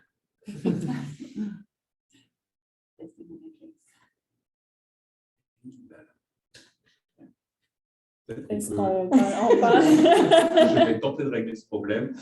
On laisse la parole à la personne suivante. On va laisser la parole à Alexandra. Je le reste assis. Donc, je cède la parole à Alexandra Guimond de la librairie Gallimard de Montréal. Jacqueline Duhem. Oui, exactement. Jacqueline Duhem, peut-être que vous connaissez. Alors, moi, je suis rentrée dans son œuvre par Prévert et par Éluard, qui sont 2 poètes que j'estime énormément. C'est des poètes, d'ailleurs, qui sont un peu prédestinés pour la jeunesse, parce qu'ils sont tellement fantaisistes, ils jouent avec les mots et tout. Alors, quand je suis tombée sur ça, Jacques Prévert, je me dis, il a illustré l'Opéra de la Lune, parce qu'il n'y a pas Jacqueline Duhem d'écrit dessus. Alors là, je commence à feuilleter, c'est magnifique, jusqu'aux pages de garde. Et la petite histoire de Michel Morin, qui est orphelin, et qui parle avec les gens de la Lune le soir avant de se coucher. Et qu'est-ce qui est magnifique aussi dans le livre, vous le savez, vous, c'est qu'il y a une petite partition à la fin. Ça, c'est la chanson de l'Opéra de la Lune. Alors, je trouvais que c'était c'était parfait, ça m'a énormément touchée. J'ai voulu en savoir davantage sur Jacqueline Duhem. Je suis tombée sur la correspondance avec Paul Éluard. Et à ce moment-là, je suis tombée en amour avec la dame de A à Z. Chaque petite carte postale ou chaque petite enveloppe est largement illustrée. Ça devient un petit tableau en soi. Puis après coup, j'ai envie de tenir une correspondance à mon tour quand je vois ça. Alors, avec une amie qui est déménagée aux États-Unis, mon amie Gabrielle Matt, que j'aime beaucoup, peut-être qu'elle me regarde. Bonjour Gabi. Elle a déménagé par amour pour un charmant jeune homme. Alors, on a dû s'entretenir par correspondance et on a commencé à écrire et à s'envoyer des lettres. Voilà Gabi, en 2017, qui m'envoie La Lune, en référence un peu à l'Opéra de la Lune avec son petit mot à l'arrière. Alors, c'est pour dire que cette autrice, écrivaine, imagière, comme elle se nomme elle-même, m'a inspirée profondément. Formidable. Il faut Oui. écrire à Jacqueline Dieu maintenant. Ben, je suis en train de l'écrire Oui. justement. Alors, il faut se dépêcher parce que Jacqueline a 96 ans. 84, je crois. 84, peut-être. Alors, le 15 novembre, pas que j'oublie, c'est son anniversaire. Oui. 15 novembre. Et elle vient de faire une exposition, donc elle est toujours extraordinaire. Ce qui est intéressant avec le Parade de la Lune, c'est qu'en fait, Prévert a dessiné pour Jacqueline, a fait la première maquette pour Jacqueline, et pour donner cette opportunité à Jacqueline d'illustrer. Donc, c'est quelque chose qu'ils ont vraiment fait ensemble. Il y avait une très grande amitié entre Jacques Prévert et Jacqueline Duhamel. Et puis, bon, ça, comme vous avez pu constater, Paul Éluard était le grand amour de Jacqueline. Ça se transforme en amitié après coup. mais Voilà. C'est sûr qu'au début, elle s'épanche un petit peu. Ah oui, non, ça, je confirme. Je pense que ça a été, ça sera toujours son très grand amour. Il y en a eu beaucoup d'autres après. C'est quand même toujours Paul Éluard qui a. Parce que si vous regardez un livre de la vie qu'elle a fait elle-même sur sa vie, Cromard, oui. Où elle a illustré effectivement avec des petits dessins chacun des moments importants de sa vie. Je sais s'il y en a beaucoup. Donc, c'était une sélection. Mais voilà, la richesse, c'était. Moi, je saurais toujours gré à Jacqueline d'avoir introduit dans notre catalogue auprès de nous justement des grands auteurs, comme Prévert, comme Éluard, comme Vargas Llosa. La liste est innombrable de grands auteurs que Jacqueline a illustré. Le dernier qu'elle a fait illustrer était en correspondance avec lui. Et elle avait fait quelque chose à une époque, mais je crois que ça n'a pas été publié, c'était Dormesson. Voilà, et malheureusement, Dormesson est mort à ce moment-là, donc le projet n'a jamais abouti. Mais elle n'a eu de cesse d'introduire de grands auteurs de la littérature dans la littérature de jeunesse en général et dans le catalogue. Puis elle a uniquement fait de la jeunesse aussi. Essentiellement, tout à fait. Un peu de journalisme tout à fait. Pour elle. Oui, alors beaucoup, parce que c'est ça qui lui a mis le pied à l'étrier quelque part, puisque elle était orpheline et elle a été recueillie, elle a été placée, elle a toute une vie d'orpheline très difficile, elle avait été placée dans des familles et autres, et elle est arrivée pour travailler chez Matisse. Et c'est là où elle a appris à peindre, enfin en voyant Matisse peindre, elle a appris à peindre et Matisse s'est rendu compte qu'elle avait un certain talent, donc il lui apprenait des petites choses. Et d'ailleurs, elle a fait un album sur cet apprentissage. Je pourrais raconter pendant ça. Jacqueline est quelqu'un que j'admire beaucoup, qui a un sens de l'humour, mais inouï. Je ne regrette une chose dans ma vie, c'est par rapport à Jacqueline, c'est de ne pas avoir été capable de l'enregistrer, parce qu'elle a une voix vraiment joyeuse et tout à fait un peu titi parisien. Elle le sait, je veux dire, elle l'a cultivé à un moment donné. Et quand elle raconte toutes ces histoires, c'est fabuleux. Alors voilà. On va essayer de voir si on peut entendre Laurence. Allez, Jean-Baptiste. Non. Bon, ne stressons pas, Jean-Baptiste. Peut-être que vous avez des questions pendant que tu essaies, Jean-Baptiste. Moi, ce que je peux... Oui, non, vas-y. Peut-être c'est... Parce qu'il y a d'autres questions. Non, les questions, c'est peut-être dans la salle salle où vous qui êtes chez vous, vous pouvez écrire vos questions, puis Jean-Baptiste nous les lira. Est-ce que vous avez des questions? Attends, Marie, mais tu es bien impatiente. Une vraie enfant. La réponse, c'est oui. Et quand? Est-ce que Jean-Baptiste, on a des questions? Oui, vas-y, Katia. Je voulais savoir si, on s'en est parlé un tout petit peu, mais qu'est-ce que vous voyez comme nouvelle tendance à venir en littérature? Je trouve ça très intéressant. Parce qu'il y a souvent des courants qui prennent naissance à un moment donné. Est-ce que... Alors, vous en avez évoqué un de votre côté, les livres d'horreur. Voilà, je retiens. Non, parce qu'à Francfort, D'où tu reviens? Absolument, j'arrive de Francfort, là, puisque le phare de Francfort. Les gens parlaient beaucoup de romance. Alors, la romance, moi, je considère que nous en avons aussi beaucoup publié, et que nous en publions, par exemple, Ali Kondi, puis quand on parlait tout à l'heure du clan des Étories, quand on parle, enfin, il y a une longue liste, je n'ai pas rappelé tous ces titres-là qui s'adressent un petit peu à tous les âges, mais la romance, telle qu'elle a été évoquée à Francfort, elle s'adresse même à ce qu'on appelle des jeunes, au-delà des jeunes adultes, les nouveaux adultes, new adults. Alors, est-ce que ce sont les éditeurs de jeunesse, est-ce que ce sont les éditeurs adultes? Comment ça va se passer? Ça va être intéressant, mais c'est une romance dans laquelle le sexe est explicitement abordé. Voilà. Et pratiqué. Et pratiqué, tout à fait. Et comment Gallimard Jeunesse peut se positionner par rapport à ça, ce nouveau courant? Alors, comment dire? La romance, on en a toujours fait. Quand je vous disais tout à l'heure qu'il y a une influence de la société sur la littérature de jeunesse et vice-versa, il y a un certain nombre d'ouvrages que nous publions aujourd'hui et que nous n'aurions pas forcément publiés il y a quelques années, hein, c'est clair. Il y avait une année où c'était très simple. On couchait, c'était pour les adultes, on ne couchait pas, c'était pour la jeunesse. Voilà. Donc aujourd'hui, il y a longtemps que cette tendance est totalement dépassée. Et que nous avons publié aussi beaucoup d'ouvrages qui sont les premiers émois amoureux, la découverte aussi pour les garçons de leur sexualité. Voilà, des tas d'ouvrages qui correspondent aujourd'hui à toute cette évolution. Pour nous, ce qui est très important, si vous voulez, c'est de ne jamais faire quelque chose d'érotique, c'est de ne jamais être provocateur, c'est toujours de respecter notre lecteur. Voilà. Donc, beaucoup de sujets peuvent être abordés, et ils peuvent être abordés à partir du moment où il y a un respect du lecteur. Il n'y a pas quelque chose d'outrancier, il n'y a pas quelque chose de forcé, de pouvoir convaincre.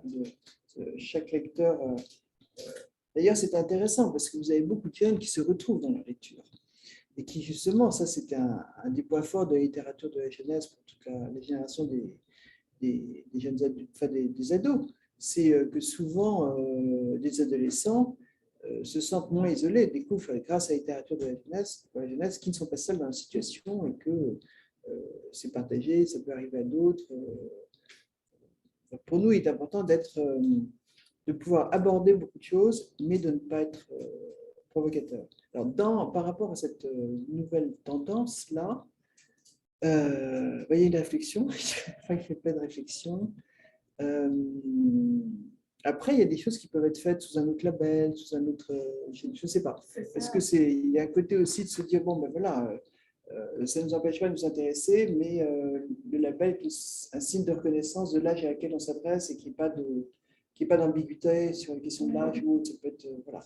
Donc tout ça, je vous fais partager notre quotidien actuellement. Et puis après, est-ce qu'on va y aller, est-ce qu'on va y aller, je ne sais rien. Hein. C'est vrai que ça fait partie des choses qu'on entend actuellement. Je pense que Jean-Baptiste a réussi. D'abord, j'ai une question de Émilie Léger que je vous transmets. De Québec. Du réseau des bibliothèques. Qui est la suivante. Devant les grands besoins pour les élèves ayant des difficultés d'apprentissage et de lecture, est-ce que Gallimard Jeunesse pense faire une collection de romans, voire d'albums, s'adressant à un public préadolescent ou adolescent, mais avec un niveau de lecture 8-9 ans, second cycle du primaire?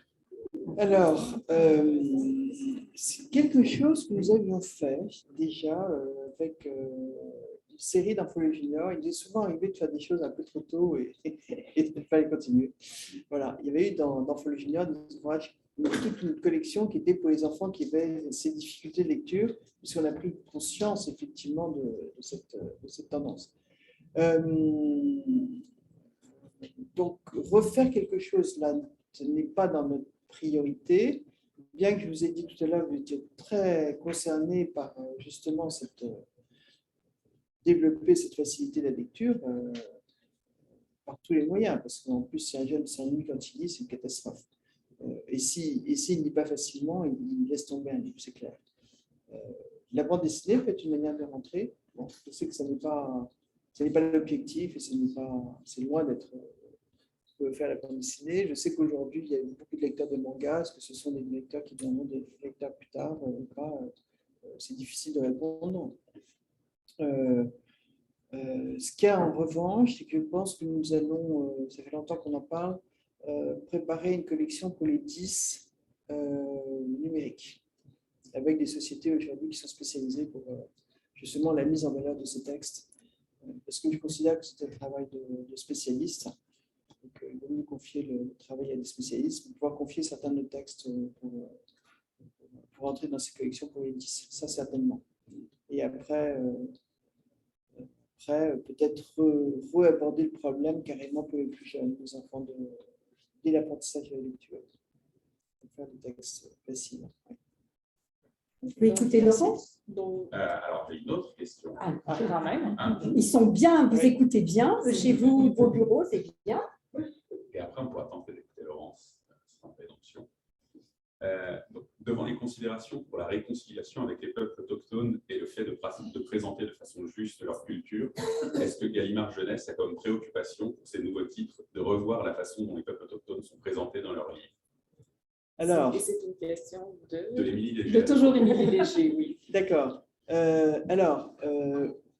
Oui, nous avons cette conscience interne aujourd'hui le souci de la diversité et de rétablir aussi certaines images qui ne sont pas les images. Voilà, donc nous faisons toujours très attention. Nous n'allons pas jusqu'à faire relire nos livres par des spécialistes ou autres, sauf dans des cas extrêmes, si vous voulez, mais nous faisons attention. Et c'est vrai que nous sommes confrontés au problème de l'appropriation culturelle, ces différents problèmes, parce qu'un certain nombre de nos auteurs ont été accusés et non pas des moindres, d'appropriation culturelle. Donc, j'allais dire, ça correspond à toute la chaîne, jusqu'à la diversité et le respect de la diversité. Et l'introduction de la diversité aussi. Voilà. Maintenant, on se croise les doigts.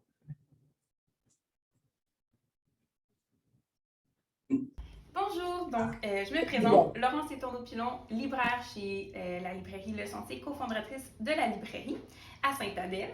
Aujourd'hui, je vous parle de la saga qui est fantastique, Le Club de l'ours polaire d'Alex Bell, donc une autrice qui a écrit ses 3 premiers, en fait, son premier roman, c'est Le Club de l'ours polaire, Stella et les mondes gelés.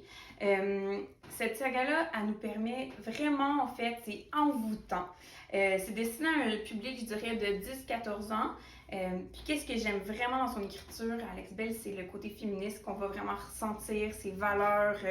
On a aussi la détermination, tout ce qui est vraiment aussi le monde fantastique qu'elle a créé, c'est super intéressant, mais il y a vraiment des valeurs du courage, l'amitié, puis le féminisme qui est vraiment présent.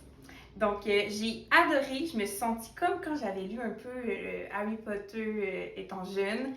J'ai des jeunes aussi qui ont vraiment apprécié leur lecture, qu'on conseille beaucoup aux jeunes, aux très forts lecteurs, aux très fortes lectrices. Je dirais autour de 10 ans, mais sincèrement, ça peut très, très bien plaire aux jeunes de 12 ans et à tout le monde, on s'entend. J'adore, les parents adorent. Donc, gros coup de cœur. Le monde magique qu'on va découvrir dans le Club de l'ours polaire, c'est du fantastique. Oui, il va y avoir, on suit des humains, mais on va vraiment aussi découvrir en fait des petites bêtes. Puis l'évolution des personnages est vraiment intéressante au fil des 3 tomes. Ce que j'ai vraiment apprécié, on voit l'amitié qui va aussi évoluer entre certains personnages. Puis certains, Stella entre autres, qu'on va vraiment ressentir certaines émotions qu'elle va pour la première fois avoir. Puis je trouve que c'est hyper parlant. Je me suis questionnée, j'ai adoré. Donc voilà, Alex Bell. Merci. Alors, oui, ça y est, Oui, Marie. partagez. Oui, Anne, tu as une question? Deux questions, oui, C'est allez-y. pas une question, je pense que c'est un grand remerciement. On entend les témoignages depuis tantôt, on voit les livres qui passent. Puis moi, depuis que je suis petite, ma mère était libraire aussi. Elle m'a fait rentrer dans la littérature par les yeux de la découverte. J'allais à la bibliothèque enfant pour faire des recherches d'été avec l'Égypte des pharaons. Je pense que vous avez toujours su aller chercher de l'intelligence des enfants puis ne jamais les prendre pour qui ils n'étaient pas, donc des sous-lecteurs. Absolument, ça c'est très important. important. La facture visuelle, que ce soit l'impression, qu'on parlait de Owen Daly, juste la qualité de la couverture, tout est réfléchi. Mais il faut, c'est important de séduire les jeunes. Absolument. Si on veut le... Puis les jeunes le savent, en fait. Je pense qu'il n'y a aucun jeune qui va regarder un livre et qui va dire, OK, l'éditeur me prend un peu pour un niaiseux. Dans le fond, les jeunes, ils savent quand on les traite comme il se doit. Donc, vous avez toujours fait ça, puis vous avez toujours vu ce respect-là. C'est une raison pour laquelle le grand format a été très bien accueilli. C'est une sorte de valorisation de la lecture aussi qui... Voilà. Les enfants sont contents de lire cette belle brille, de passer au travail. C'est comme si c'était des adultes avec les livres. Alors, c'était Catherine Chiasson de la librairie Renard Perché. D'ailleurs, c'est pour ceux qui sont... C'est important que vous vous présentiez parce que pour ceux qui sont chez eux, les pauvres, ils ne vous voient pas, ils ne voient que nous, ils entendent des voix. Barbada, en fait, je fais les ordres du compte et tout ici de Queen. En fait, j'avais une question plus par rapport, mettons, aux auteurs, autrices, autoristes queer et à la culture queer, la communauté LGBTQ ici. Dans quelle place vous voyez que ça va occuper dans les prochaines années ou que ça occupe présentement aussi dans les différents ouvrages chez Gallimard Jeunesse? Écoutez, je pense que ça... Il y a une reconnaissance de notre part, puisque déjà d'avoir présenté des ouvrages comme Consentement dans notre littérature, vous avez certains textes qui commencent à aborder ces sujets. Et puis le fait que l'année prochaine, nous publions un ouvrage, Here and Queer, justement, qui sera un constat de la situation. Et, un très beau documentaire. Voilà, qui est un documentaire qui n'a... par l'auteur de Le corps qui change. Absolument. Et qui n'a absolument pas valeur à une prise de position de notre part. La question n'est pas là, c'est juste que nous avons souhaité publier cet ouvrage qui nous a paru très précis, très clair sur la situation et souhaitant informer les jeunes justement de cette situation. Parce qu'on dit beaucoup de choses, il se passe beaucoup de choses, c'est tout un sujet qui dans certains endroits reste tabou, pas tabou, enfin j'allais dire, c'est... Voilà. Je pense que je ne pense pas me tromper en disant qu'au Canada, vous êtes dans une culture et une société plus avancée qu'en France actuellement, en tout cas dans beaucoup d'endroits en France qui ne sont pas encore éveillés à toute la situation, cette réalité qui existe aujourd'hui. Et c'est ce que je disais, c'est notre devoir justement d'avoir une position dans ces sujets de société. Absolument. Voilà. Donc, on vous l'enverra précisément. Voilà. Je peux permettre. Florence Noyer, je le dis, Florence, pour ceux qui nous écoutent, directrice de Gallimard. Non, mais on sent beaucoup ça dans les dernières années. Une maison d'édition, c'est toujours. On se questionne dans une maison d'édition. On se remet en question souvent. Je pense qu'Edwige en a parlé tout à l'heure. Ça fait partie vraiment intégrante de maison d'édition de savoir on ne sait pas, on n'a pas un programme quinquennal en disant on ne bougera pas sur les livres. Et là, on sent dans les publications que nous avons reçues dans les dernières années et celles qui s'annoncent, c'est vraiment une sensibilité à ces questions culturelles de diversité, à la question queer, aux questions autochtones. On a eu et on a avec Edwige des discussions sur ces sujets-là qui ne sont pas simples. Elles sont simples pour personne, je pense. Elles sont délicates, je crois aussi, quand on les aborde et on les publie.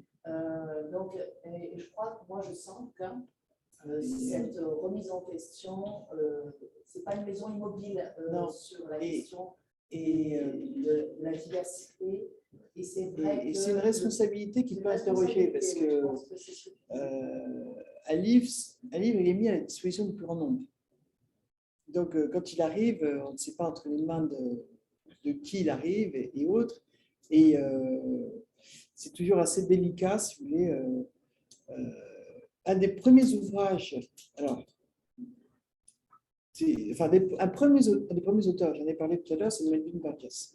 Melvin Burgess est un auteur qui a très rapidement considéré que si on n'abordait pas des sujets qui était vécu par les jeunes, n'irait pas. Et donc, si vous êtes séduit sur Louis Berger, c'est non seulement son contenu, mais bien évidemment que c'est un auteur littéraire, que c'est la manière de le faire. Donc, Junk, à l'époque, quand on a publié Junk, était quand même assez spécial. La drogue, c'est un sujet tabou. Après, je me rappelle, un de ses premiers ouvrages après était Lady, ma vie de chienne. C'était un ouvrage qui était très contesté en Angleterre. Moi, je m'étais préparé à répondre effectivement à un certain nombre de questions par rapport à cet ouvrage, considérant que c'était notre devoir, justement, de le publier, parce que Burgess était un auteur, parce que si nous voulions que les jeunes lisent, c'est parce que je viens de dire, il faut que ce soit des sujets qui puissent s'y concerner. Après, il y a eu Hit, qui était effectivement un ouvrage avec les garçons. Voilà. Après, il y a eu un certain nombre de livres, si vous voulez, mais Burgess, à sa manière, a été toujours assez précurseur. Donc, c'est vrai que nous avons toujours été attentifs à cette évolution de la société. Est-ce qu'il y a une censure des bibliothèques à ce moment-là? Alors, le terme de censure, non. C'est-à-dire que c'est un peu compliqué parce qu'en France, vous avez la loi de 49, qui est une loi qui peut être assez contraignante parce qu'un titre, moi j'ai souvenir le signe de Roald Dahl, par exemple, nous avons été interpellés. De sa cruauté. Tu pourrais peut-être dire ce que c'est que cette loi pour nous au Québec? Oui, alors, j'essayais de... J'ai été squeezée là. Alors, c'est une loi, si vous voulez, qui justement a pour volonté d'éviter toute violence, d'abord, ça c'est très clair, la violence et puis l'approche d'un certain nombre de sujets qui peuvent... troublée. La réalité de cette loi, en fait, après la guerre, elle a été surtout contre la presse, et contre la presse très érotique, parce que la presse, c'est pareil, la presse est à disposition sur le rayon, et n'importe quel enfant peut prendre un magazine. Donc, de ce soin, maintenant, d'ailleurs, les magazines sont mis sous plastique, pour éviter effectivement toute provocation, même s'ils sont clairement destinés aux adultes, ils restent à disposition du grand nombre, donc ils sont mis sur plastique. Et il s'avère que cette loi, du fait du nombre d'associations qui sont en charge de l'intervention sur cette loi, peut très souvent déraper vers des sujets qui, pour moi, n'ont pas raison d'être, puisque c'est Roald Dahl, par exemple. Voilà, Roald Dahl, pour lequel nous avons été épinglés. Nous avons été épinglés aussi pour l'ouvrage qui avait été illustré de Pierre-Marie Baud par Georges Lemoine, parce qu'il trouvait la couverture trop difficile. C'était un très, très bel ouvrage, je trouve. Voilà, c'est fait épingler il y a une vingtaine d'années. Et c'est juste pour vous dire que cette loi, personnellement, je trouve qu'elle peut avoir des tendances ou des positions qui sont un petit peu abusives. En revanche, un certain nombre de ouvrages, par exemple Scripto, n'est pas identifié comme publication pour la jeunesse.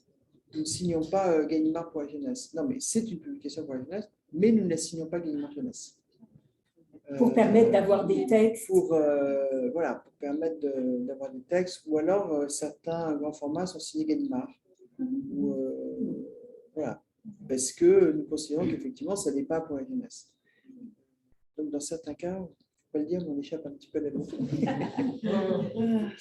Voilà. Est-ce que donc tu pourrais présenter vous aviez un oui, une autre. Non, mais en fait, c'est simplement juste pour dire, pour savoir si c'était possible peut-être éventuellement d'avoir des PowerPoint qui étaient présentés, parce qu'il y a quand même beaucoup de livres qui ont été mentionnés. Bien sûr. Et vous allez voir, il y a bien plus que le PowerPoint que vous allez pouvoir avoir. Mais d'abord, je te laisse présenter le livre des 50 ans. Voilà. Donc, vous allez le recevoir incessamment sous peu, puisque j'ai appris hier la bonne nouvelle qu'il était enfin arrivé à l'imprimerie. Faire un livre comme ça, c'est aussi une aventure, comme les 50 ans de Gallimard Jeunesse qui reprend. C'est une histoire de 50 ans, mais ce qui est intéressant, si vous voulez, ce qu'on a voulu faire, c'est que c'est 50 ans de Gallimard Jeunesse dans la littérature de jeunesse. Ceux qui sont, regarde, Pardon. ceux qui sont là. Ouais. Voilà. C'est 50 ans de littérature de jeunesse dans la littérature de jeunesse. Donc, vous avez, c'est Marie Lalouette qui l'a écrit. Marie Lalouette, certaines ont peut-être entendu parler. Elle a, après avoir été. Elle est d'abord passée chez Gallimard Jeunesse. Donc, c'était effectivement quelqu'un qui était pressenti pour faire quelque chose autour de Gallimard Jeunesse, mais c'est il y a très longtemps. Et après, parmi les choses qu'elle a, dans sa longue vie professionnelle, elle a été très longtemps chez Bayard. C'est elle qui a dirigé J'aime lire, le journal pour enfants J'aime lire, pendant au moins une quinzaine d'années. Et de là, elle est passée à la revue des livres pour enfants, qui est une revue qui est très spécialisée. Voilà. Et donc, j'avais rencontré Marie il y a quelques années. Oui, il y a la pauvre. Enfin non, c'était il y a 2 ans, en disant, écoute, nous avons une envie de relater un petit peu ces 50 ans. Est-ce que tu serais prête à l'aborder? Et personne ne s'est rendu compte à l'époque que ce serait une telle aventure. Ça a été une véritable aventure. D'abord, merci à Marie Lalouette qui a fait un travail fantastique d'interview, de recherche. Voilà. Et cet ouvrage se présente de 2 manières. Si vous voulez, vous avez les illustrations d'un côté et le texte de l'autre. Donc, le texte peut être lu de manière courante et puis il est illustré. Le texte voilà, dans un petit cahier, voilà, dans un petit cahier au fur et à mesure. C'est découpé en un certain nombre de chapitres et ces chapitres reprennent un petit peu ce que j'évoquais tout à l'heure, la littérature, le poche, le documentaire, la musique, Giboulet, voilà, reprennent chacun des grands thèmes de Gallimard Jeunesse. Et nous avons voulu terminer par les métiers dans l'édition et aussi accorder une page particulière à toute la communication et commercialisation dont je vous parlais tout à l'heure, qui est pour nous importante. Voilà. Donc cet ouvrage va arriver bientôt. Il y a plus de 1000 documents. C'est Jean-François Saada, qui est notre directeur artistique, qui a pu mettre sa griffe artistique. Et quand je disais que c'était une aventure, c'est que c'est une aventure pour Marie Lalouette. Merci à Marie qui a eu la patience de mener ça jusqu'au bout. J'ai pensé qu'elle allait abandonner 15 fois. Et merci à toute l'équipe de Gallimard Jeunesse qui était un peu dérangée parce que finalement, c'est un gros boulot à faire. Voilà. De reconstituer toutes les archives, parce qu'évidemment, nous n'avions jamais l'archive, de reconstituer tous les documents et autres. Vous pourrez vous retrouver un certain nombre de choses. Donc, voilà, au-delà de ce livre dont tu peux être très content, moi, je crois qu'il reflète bien la fierté de notre catalogue. C'est qu'est-ce que vous avez de plus important dans votre... Voilà, qui reste au bout de 50 ans, c'est la fierté d'un très beau catalogue. Voilà, merci. Et donc, ce que vous allez recevoir, nous allons faire un envoi. C'est un document électronique. C'est donc un catalogue connecté. C'est les grands succès de Gallimard Jeunesse à travers les 50 dernières années, avec des entrevues avec des éditeurs, des commentaires de libraires sur un certain nombre de titres.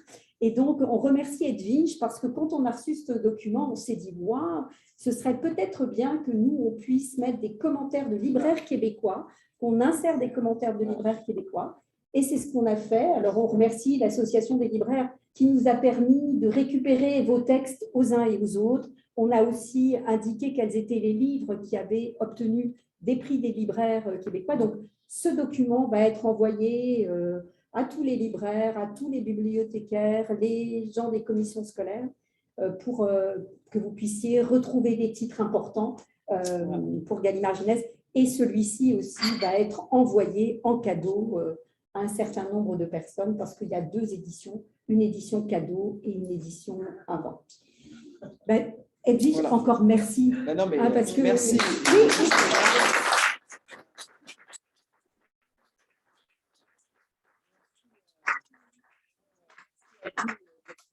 Merci à vous de votre écoute aussi.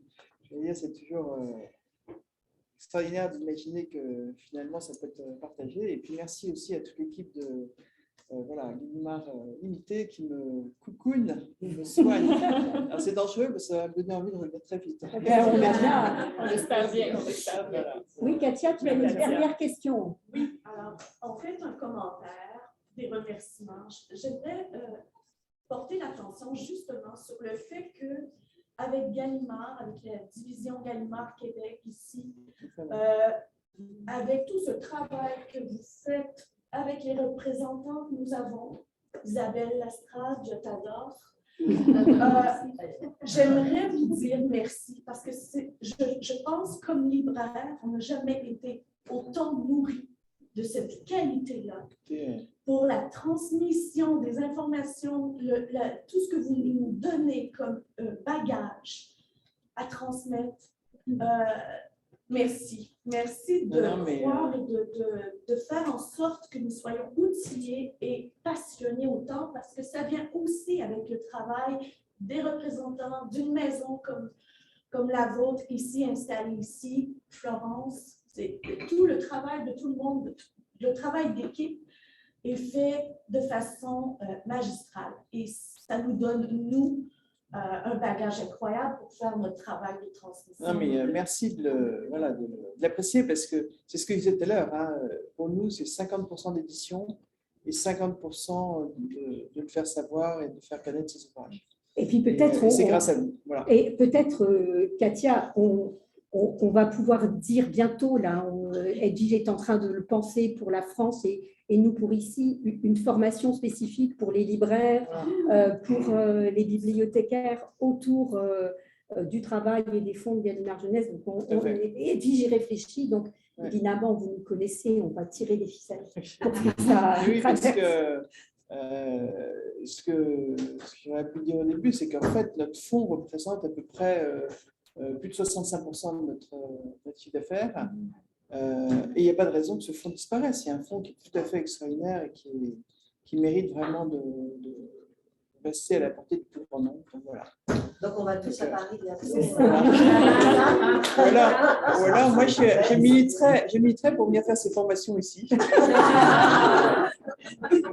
Pour voir les différentes saisons et pour voir la campagne. Alors, écoutez, je vous remercie à vous qui êtes chez vous, dans votre bureau, dans votre bibliothèque. Merci beaucoup d'avoir été là. Et puis, encore, parce que ça paraît très simple, mais il faut qu'on remercie Jean-Baptiste, Marlène, mais qu'on remercie Jean-Baptiste parce que pour nous, c'est une première d'être en présentiel et en virtuel. En virtuel, maintenant, on devenait hyper bon. Puis là, on a lancé un nouveau défi à Jean-Baptiste, donc merci. Et puis, je suis désolée de le dire, mais pour ceux qui sont là, ils ont droit à du thé, du café, du croissant. Voilà. À très bientôt alors. Merci.